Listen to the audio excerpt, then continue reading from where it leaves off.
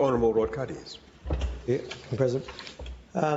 Now, I had something else planned to speak about. There's been a lot spoken on, so I've made a few different notes here.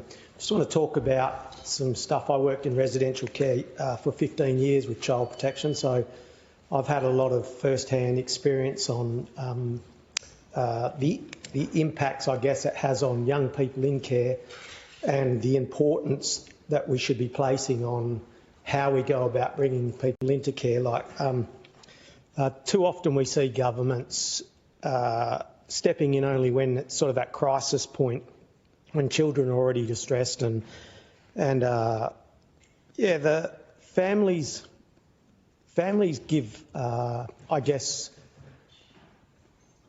they already know things are getting bad and they're looking for help.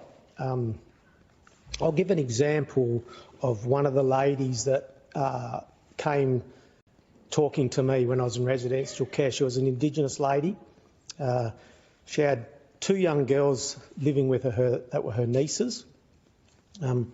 She had had them in her care for quite a while. They were doing very well, and her rent had gone up $50 a week, and she couldn't afford it. So basically, she had her 2 nieces. They were doing very well. Her rent's gone up, and she couldn't care for them. She had to go live with other relatives on a couch, but she couldn't take them with them.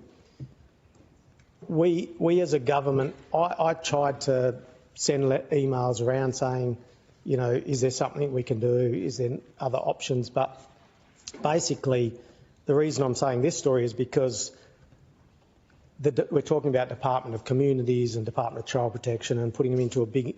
Even when it was the Department of Child Protection, it was hard enough to get things to where they needed to do and get approvals and make that happen. But we could have found a way to say, hey, let's pay the rent for a year, $50 a week. So them girls would still be in care with their auntie. Instead, thousands of dollars what it costs to keep kids in care and the devastation it brings to them and their whole family. That cost alone would be a good reason to do it, but also for the reasons I'm saying, for the, you know, we say it's child protection in the best interest of the child. Well, I don't think our decisions like that as a government are the best interests of a child. So I just think, and it's been a problem, it's not a Liberal Labor government problem. It doesn't matter who's in government. I was there 15 years. I've seen it in both sides. It was a problem from, you know, both governments and I think governments often are doing the best they can, but they're not getting down and speaking to the people that really understand and know what could be done to fix some of these things that would, 1, be better for the community, but 2, good for the taxpayer.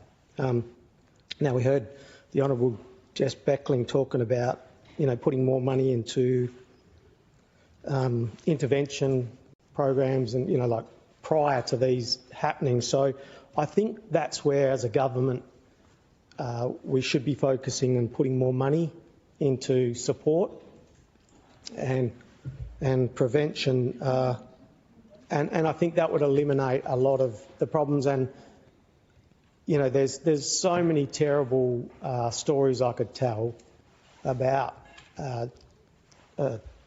children that I cared for.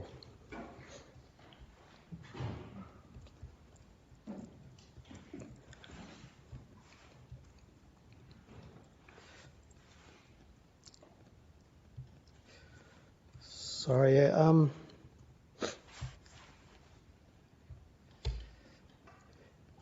Yeah, anyway, I think, obviously, it's quite emotional for me